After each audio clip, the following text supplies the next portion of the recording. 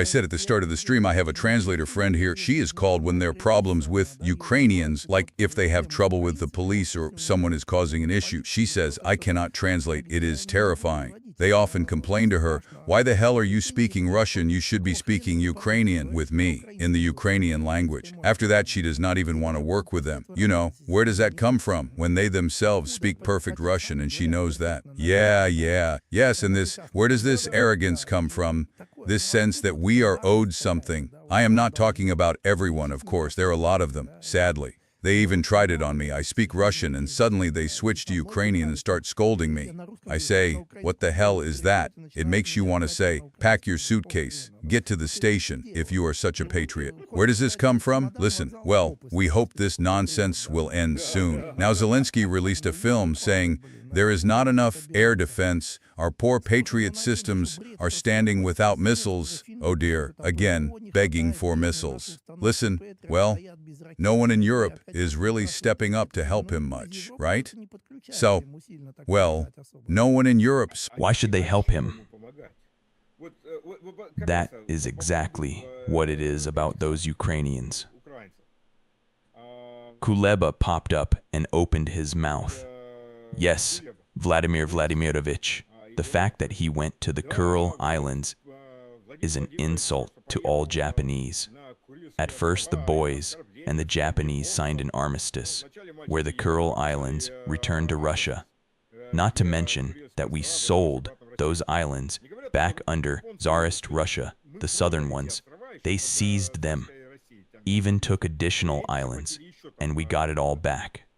And the fact that the Japanese wiped out the local population there, I mean groups like the Manaz, Mayo, those local peoples who also live on Sakhalin, they butchered them all, wiped them out completely, because they were considered the wrong races, and the Japanese were no different from the Nazis. For some reason, they simply were not called Nazis. Militaristic Japan, Nazi Japan. And Kuleba came out saying Russia should not have those Kuril Islands, that it is all because of the Soviet Union. And the boys, how much of today's Ukraine is not yours? It would be the same if we accepted that condition, because Kuleba is an idiot of that level too. Let United States see how much of your Western territory should go to Hungary, Romania, Slovakia, Poland, and Belarus too, if we are going to talk like that, and we will not even talk about Novorossiya and Malorussia. All of that is Russian. Even those Western territories go on, hand them over. After all, Stalin annexed them in the end. So why not give them up? Like a small child who does not understand what is being talked about and is too stupid to pick up a book and read, and he jumps into every fight. Everyone's got their own problems. That is the kind of people they are. This is the leadership of Ukraine. The problem is, the leadership of Western countries is not much better. They are all, so to speak, to put it bluntly, gold sinks, and the shit floats. And this is what rose to the top in the European Union. These are the people, the most inadequate people, the ones who are running the country. There is even a Latin word for when the most inadequate people rule a country. I will look up that word now. I just do not remember it. But there is such a word.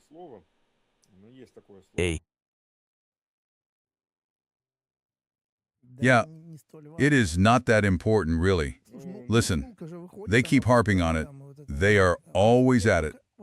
Those who are trying to help Ukraine now are actually going to destroy Ukraine even more.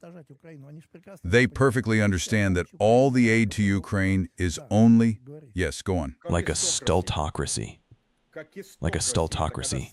That is when the most incompetent people in the country run the country.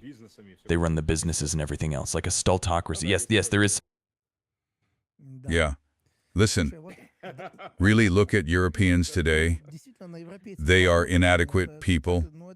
Look at Merz. He has the worst approval rating ever among chancellors. It is a disgrace. Merz is a complete nightmare. Yeah. That is also because the United States put them into power. There is a slightly different issue here. Historically, if you look, the Central Intelligence Agency created these stay-odd-behind forces. At first they were created. The first such units were set up by the Germans to fight against the Allies who were already advancing into Germany. Nobody really fought there because by 1945 there was just no fighting spirit left.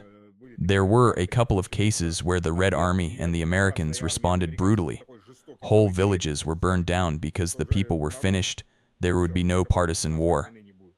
The Central Intelligence Agency stepped in, replaced all those groups, and began building new ones from other countries. They replaced the weapons, the depots, everything.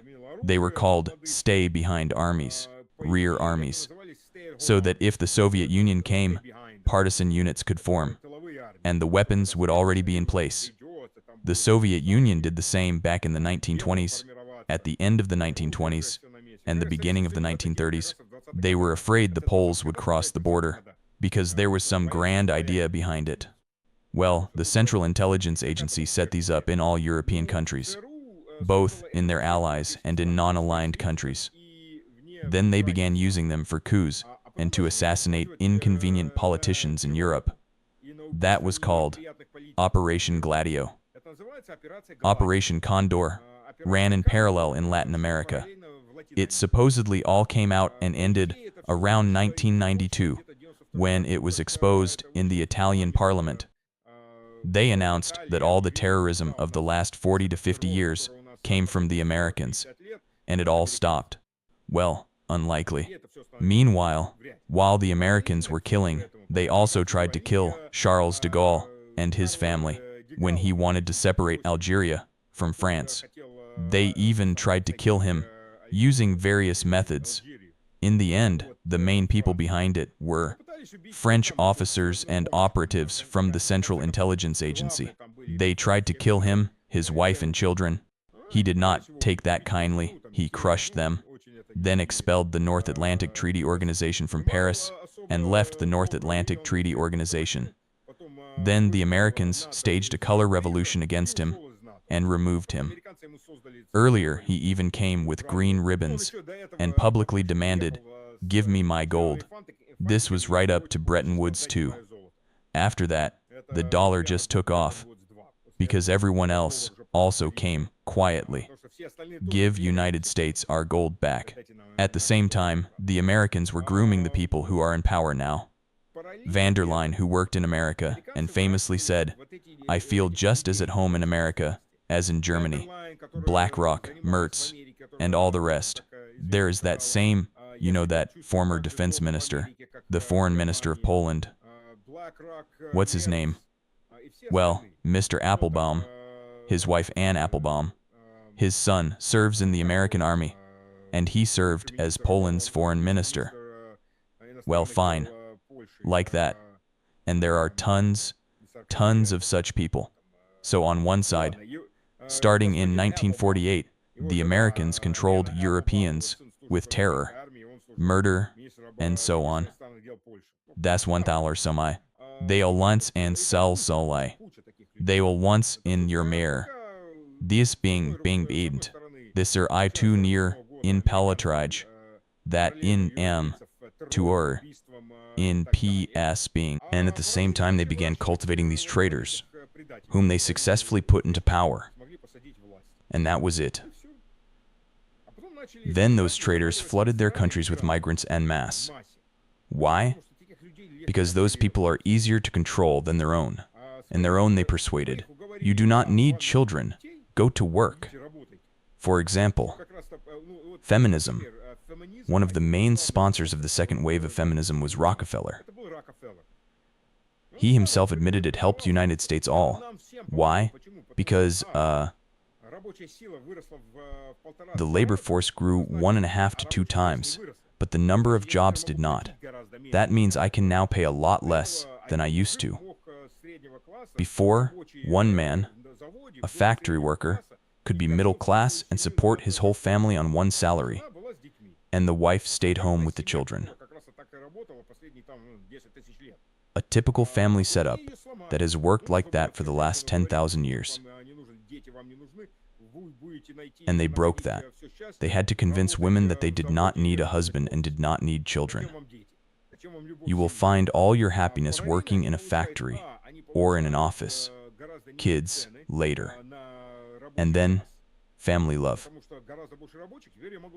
At the same time, hourly labor costs fall a lot.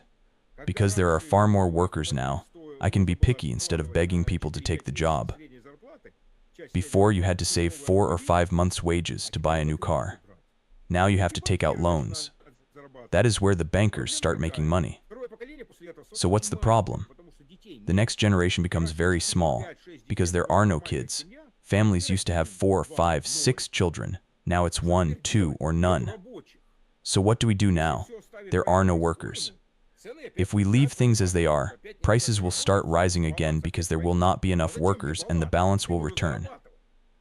Why would I want balance? I need to make money. I am a big company. I have large holdings. On the contrary, I need to start importing those migrants. That brings up another problem with migrants.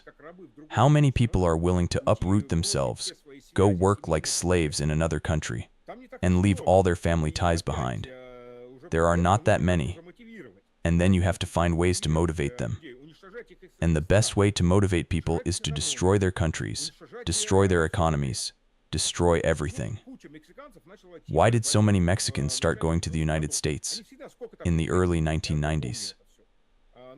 There was always some movement, I remember that. But that was 2 or 3 million, not 30 million. Because when they signed that trade deal, one of its measures opened the Mexican market to American agricultural products, which make a lot of money.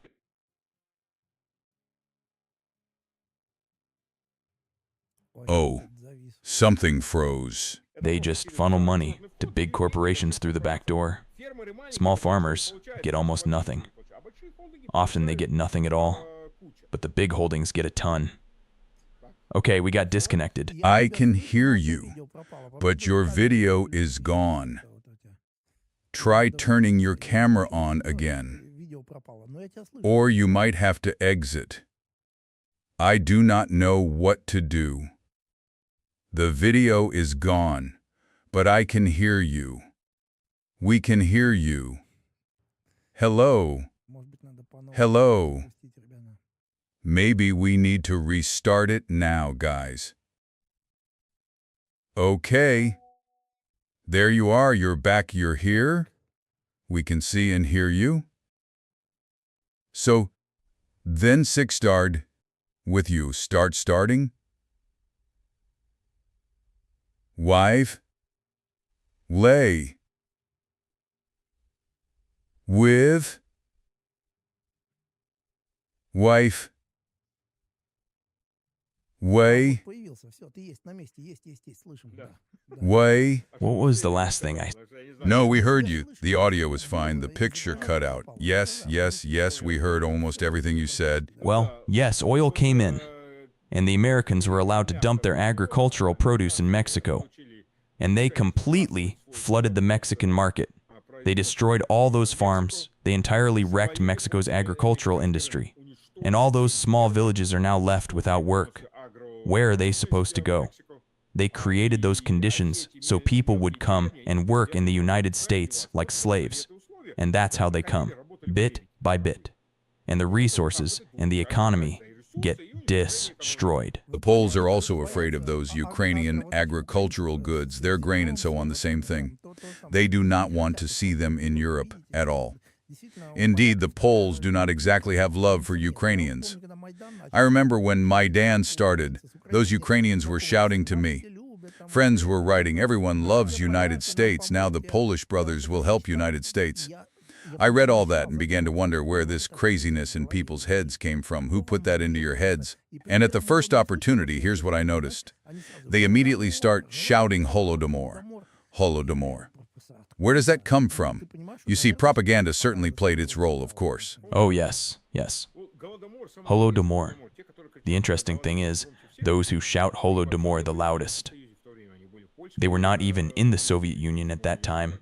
They were in the Polish Republic, if you can call it that. In 1926, Poland became the second fascist country in Europe. Pilsudski carried out a coup and seized power. A Polish dictatorship began, and they even opened concentration camps for Orthodox people. They do not like to talk about that, and they were Hitler's first ally. Pilsudski, if you look at archive photos from when he died in 1934, at the funeral, look who is sitting to the right of his coffin. There is the coffin, the Polish flag in the church, and to the right sits Hitler, with the leadership of Nazi Germany in the front row. They were friends. That is Poland. Later they got a piece of Czechoslovakia, then the French and the British bought them off, and they went in another direction. Well, that is a different aspect of history. Yeah, well, everyone has issues like that. They have cut and slaughtered each other so many times, and they are ready to do it again. It is not even funny. Yes, everyone loves them, as long as they are useful. For now, well, the Poles would gladly take back Western Ukraine. They simply do not want it together with the Banderites. What is more advantageous for them? To wait as long as possible, so that as few Banderites remain alive as possible, so that they all get ground up on the Eastern Front. I just wonder, even if Ukraine had joined the European Union, how would it have managed living next to Poland? There would surely have been some conflicts, some skirmishes. Listen, I often talk with different Europeans. And for those who do not know, I have lived in Europe, and I have seen most of it. Not Russian Europe, I mean the rest of it. I can count the countries I have not been to on one hand, maybe one or two more fingers, like Malta, the really small ones. So they began to look down on them once Russia took that stance. Fine, admit them into the European Union. We do not mind. Why are you not opposed? Go on, take them. Bring them in so they can chew you up completely, and it will make it easier for all that organized crime and anyone else to flood into Europe. It is going to be a mess. They are already creating chaos. All those Banderites running from the front, selling themselves to any armed group, from Islamists to neo-Nazis and the mob, and sooner or later they will form their own mafia. They will be killing left and right. Such chaos. The Poles have already intercepted so many weapons that were being poured through. For every vehicle they stopped, 10 more slipped through, with assault rifles and grenade launchers. Everything imaginable was being transported. Yeah, that will be just great for Europe. There are a lot of videos, of course, showing Poles beating and driving out Ukrainians. And just imagine how much never gets filmed, how much is happening. Yeah. Another reason why all these national leaders are ready to send all the men to their deaths. They are more than willing. Apparently, if you believe the Kyiv Ministry of Foreign Affairs, the French have already sent 40,000. And in Germany, and especially in Poland, for any little thing, any reason, even a traffic fine, they are ready to deport people to Ukraine. Many Ukrainians have problems. I lived in Germany. One wrong step and you get fined, police involved. Ukrainians are used to living differently, so many run into legal trouble with the police and later fled Germany, very unhappy. There is a video now from Germany. Some guy escaped to Bulgaria, starts filming a Bulgarian woman and says, "Why do you Bulgarians hate United States Ukrainians? We are saving all of Europe," and starts spouting that nonsense. For some reason it embarrasses me. It is a Spanish-level embarrassment. Although Spaniards keep coming up to me and saying, "This is not United States." That is what is happening. We are saving Ukraine, and yet he is sitting in Bulgaria. That's a typical Ukrainian nationalist. They are saving Europe. Yes, they run around Germany and Bulgaria, saving Europe. People often say Ukraine boosted Poland's economy. But did they raise Ukraine's economy? You know, in the Polish-Lithuanian Commonwealth, Lviv was Lemberg.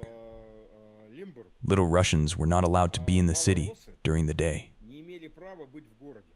When the sun went down, they would enter the city, clean the streets, do what needed doing, bring supplies, that sort of thing.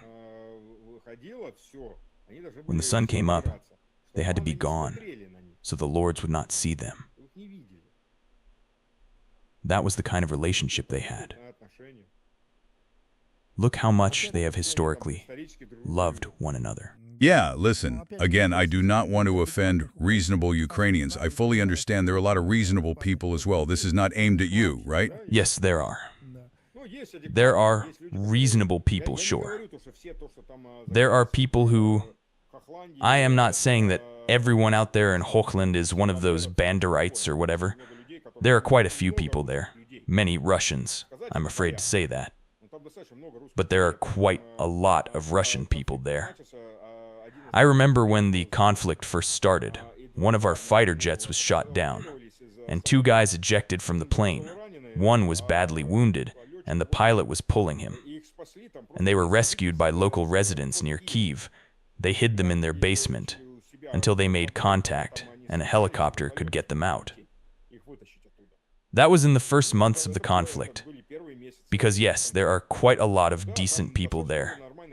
But again, Ukraine is an artificially created country. Anyone who does not believe it, go to Yandex, search for Ukrainization 1920s, and look at the pictures.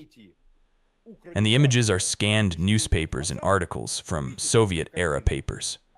They all talk about the success of the Ukrainization of Kyiv, Kharkiv, Kryvyi Rih, and so on. That's it. You do not have to dig very deep. It's all right under your nose. People just do not know and do not want to know. They believe political fairy tales. George Soros and his cronies, they are called satanists. They are evil, but they are not stupid. Back in the 1980s, they realized that the power lies in textbooks. They began rewriting textbooks, history, sociology, culture, and so on. That is how they rewrote them. They dig up ancient grievances for every people and stir them up again, so that nations would fight among themselves. You can make a lot of money from that and control everyone. Well, what can I say? It worked on many people, and where there is not enough, they just make it up out of thin air. Over in Kazakhstan, there are the same idiots who read these Soros-style textbooks and start claiming Kazakhstan is paradise. They say the first apple tree was from Kazakhstan. Apples grow all over the planet. It's impossible to say where the first apple tree came from. At that level. Frankly, the people the Tsarist authorities called Northern Kyrgyz, the Kazakhs, were not really there back then. There were real kingdoms there.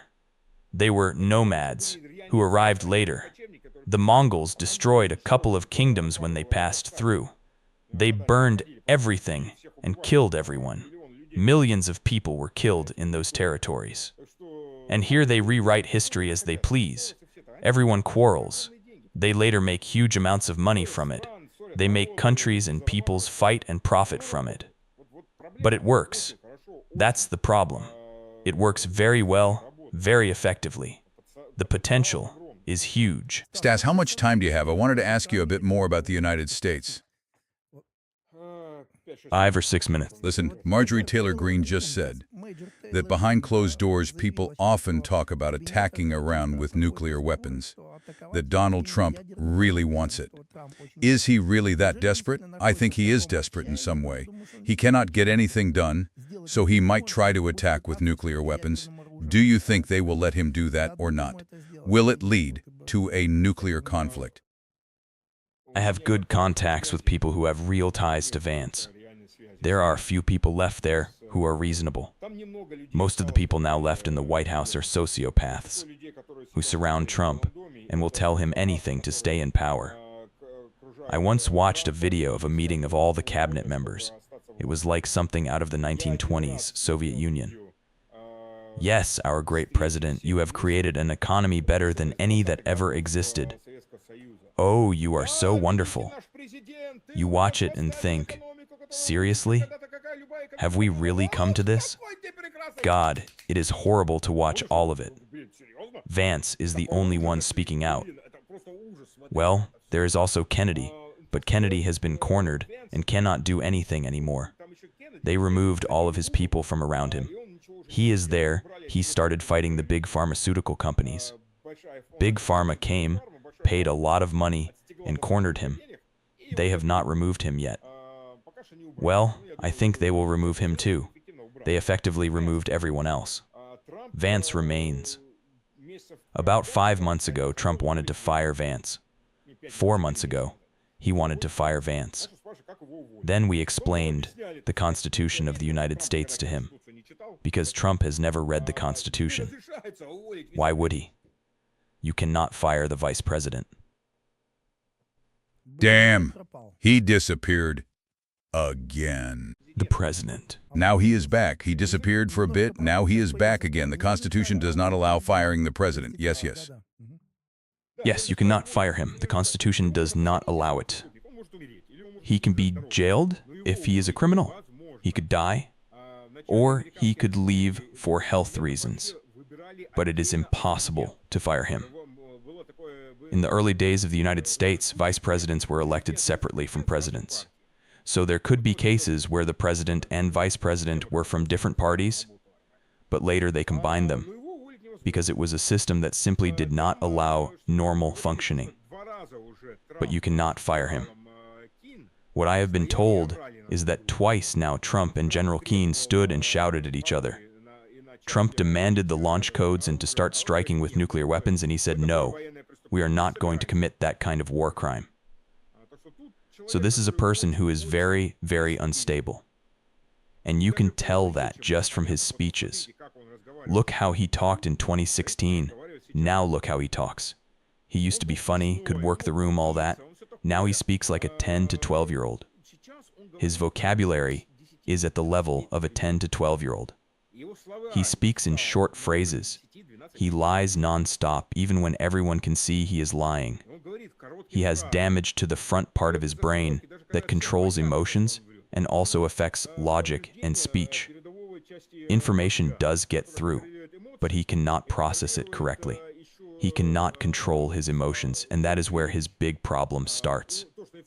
But that is what happens. And yes, plus he is under enormous pressure. Look at who controls the media and everything in the United States. And all those people have dual citizenship. You have to ask, dual citizens of which country? God knows how many people in Congress have dual citizenship. One senator went after October 7th there. October 7th, I think. He was running around Congress in an Israeli military uniform. Man, that is just insane. In Israel, in the Knesset, only one citizenship is allowed for members of parliament. They have to renounce the other one. In the United States, they themselves enable it. Well, it benefits them. Kushner is now going to Netanyahu to try to persuade him to accept Trump's peace plan. But I think he is going to get instructions for Trump, or something like that seems more likely. The Kushner family and the Netanyahu family are very close. Where I wonder are Netanyahu's wife and son. They are in Miami. He lives outside Israel. He is not going to fight. And Kushner himself has told that story, which is funny, because his family is unbelievably wealthy. When Netanyahu visited them, back when he was just starting out in politics, poor kid Kushner had to give up his bedroom, his bed, so Uncle Benjamin Netanyahu would have somewhere to sleep. How many bedrooms are in your palace? Only 2? 3? How is that supposed to make sense? Those are the kinds of stories he told. You can hear it. Man, it gets down to utter idiocy. Well, like that. Those are the kind of people. They are all very close. That is undeniable. They have a problem right now. Admiral Cooper is completely in Israel's pocket, and the previous commander was also Israel's favorite general. But Keelan is not. Keelan stands in the way of nuclear weapons. But Israel would gladly use nuclear weapons. Right now, the problem for Israel in America is that they are in deep trouble. They have even lost young Jewish people. Jews in America. You know, young Jews just cannot stand Israel anymore. And for traditional Jews, Israel is a curse. Because if you talk to traditional Jews, they think they are being punished by God. And until Moses returns, Jews are not supposed to have their own state. Any such state is seen as devilish, as satanic. So for them, the Khazars or modern Israelis, it is all Satanism. That is how they see it. So they have lost the youth, because for 2 years there have been videos and photos. Why did TikTok get bought out by Zionists? Because on TikTok, on the American TikTok, there were too many photos and videos showing them killing children, and that has a very negative effect. Now the bulk of people who still mainly support Israel are Republicans aged 55 and older, and those are the evangelicals.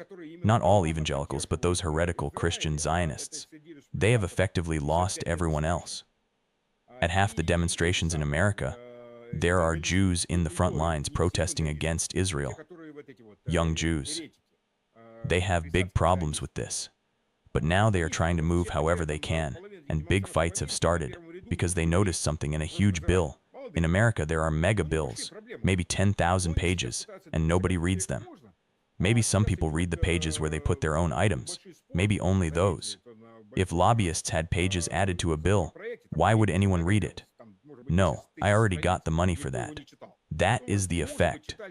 This is not like Russian barbarians, who have these idiotic rules where you must read an entire bill aloud before most of the parliament. 2 readings. Minimally 2, sometimes 3. Somebody actually reads something in America. If there are thousands of pages, everyone just votes yes or no, and that is it. And it passes. Well, in this bill they found that first, it tries to insert Israel right into the system, effectively making it part of the American military framework. Now Israel would get a huge loan from America. Those loans can only be spent on American equipment, but again, everything goes through the State Department, and there is a group that reviews it.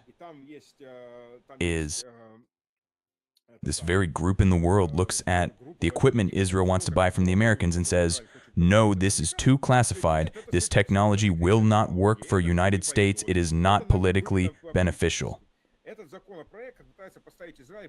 This bill tries to place Israel in the middle, as if it would be just a new branch of the American armed forces, and then you could order whatever you want and have access to any technology, even any classified technologies. And there is another bill that Senator Cotton is pushing. They want to put the Israeli Mossad in the middle of all the American intelligence agencies, so it would have full access to all data. Under that law, only the president could refuse to give something to the Israelis, and then he would have to go and report to Congress. A country of 7 or 8 million would be able to hold a country of over 300 million completely by the throat and by the balls, like that, if that bill passes.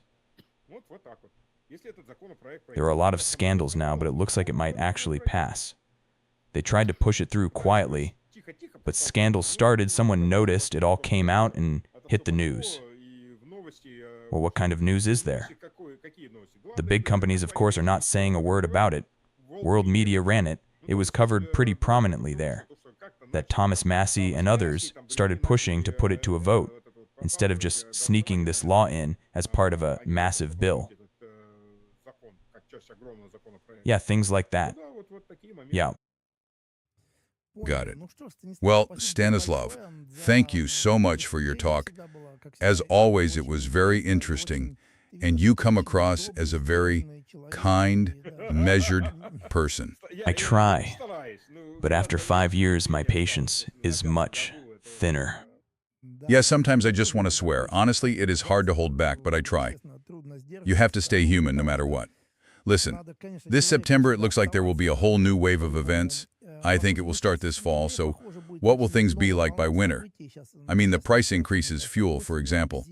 I honestly do not know how things in Europe will go with these rising prices. Some people write that everything in Europe is stable. Stable? What the hell are they talking about? Stable where? Gasoline is expensive here, but in Spain it is more or less reasonable. Diesel here costs about €2.05, but in Germany diesel is around €2.50. Just imagine a liter of diesel at €2.50. What is that? How are ordinary people supposed to keep driving their cars? Can you imagine those prices? You are not supposed to be in a car.